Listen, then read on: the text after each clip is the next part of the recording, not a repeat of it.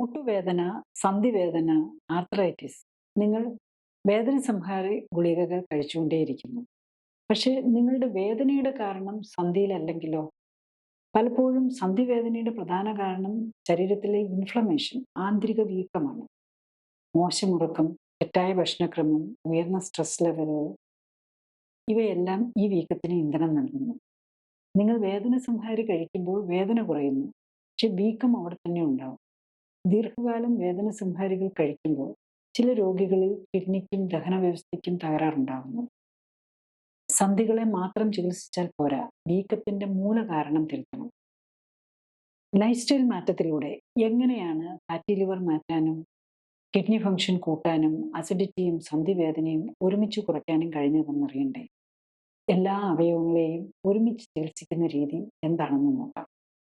കൂടുതൽ അറിയാൻ full video കാണാം. ലിങ്ക് ക്ലിക്ക് ചെയ്യുക. കൂടുതൽ ഹെൽത്ത് വീഡിയോകൾക്കായി സബ്സ്ക്രൈബ് ബട്ടൺ അമർത്തുക. ലൈക്ക് ചെയ്യാനും ഷെയർ ചെയ്യാനും മറക്കരുത്. Thank you.